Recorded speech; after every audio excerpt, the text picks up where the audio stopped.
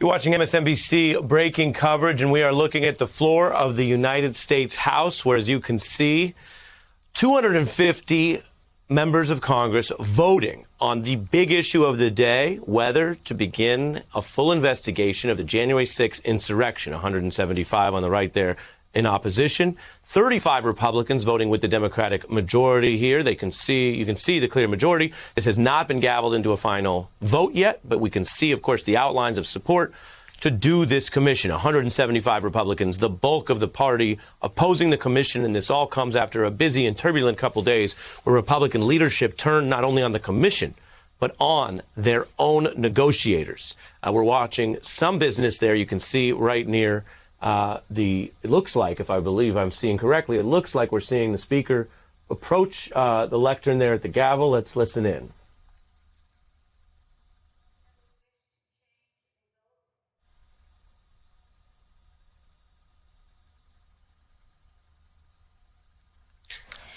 On this vote, the yeas are 252, the nays are 175. The bill is passed. Without objection, a motion to reconsider is laid upon the table.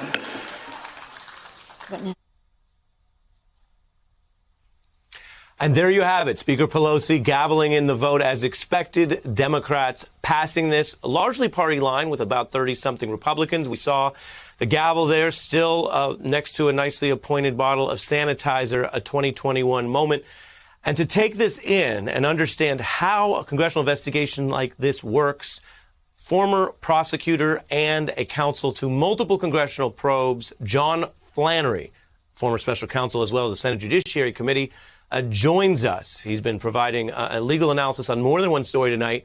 John, it is so easy to get lost in all of the dribs and drabs. Let's take a step back and walk us through first what it means that the United States House has now taken this step to have a full investigation beyond and apart from the criminal prosecutions, which happen in a different branch of government, to deal with the attack that also occurred in that very building. Well, I think the significance is not only that the Democrats carried the day, which was expected, without anybody apparently stepping back from that proposition. And despite the fact that the Republicans did step back, McCarthy, the minority leader, stepped back from an agreement that seemed to be in place, meaning that they were cowed again by Trump, the orange menace from the West Wing. And he still has this power over the Republicans. Now, the Democrats probably whipped their vote or maybe didn't have to do much, but no one could whip them to vote for it of the 35 Republicans who did. And so I think that's a strong statement that all is not well in the big lie, which is a critical aspect of what the commission's going to look at. And I find that encouraging. Now we go from here to the Senate, and the question is, are we going to get the 60 votes, or is there going to be a motion among the Democrats to pass this on a majority vote? And in the past, Manchin and others have resisted that. But this is such an important thing, I would hope they do it. And we've heard through the day people who draw strength from the fact that the 9/11 Commission did its work and answered questions that they had, those who suffered and lost people and cared about what this nation did.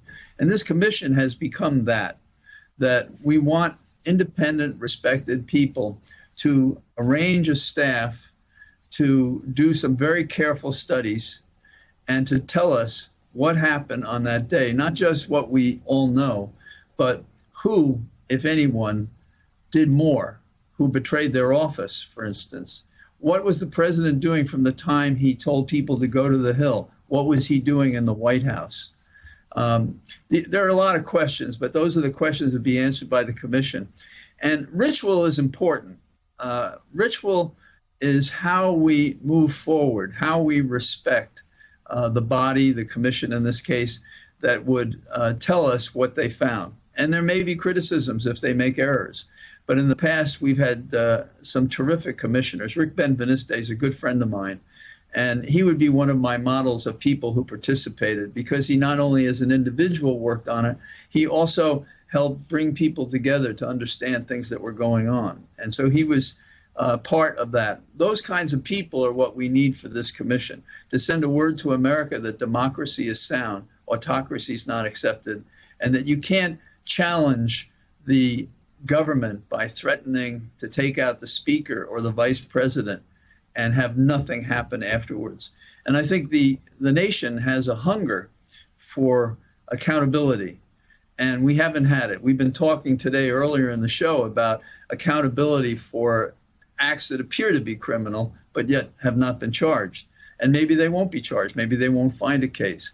But the nation feels that there's an accountability that's not been had, and that we're suffering in part because people do things, we wring our hands, grab our pearls, but then don't act upon the sanction or the punishment that is necessary to deter this kind of conduct from going forward.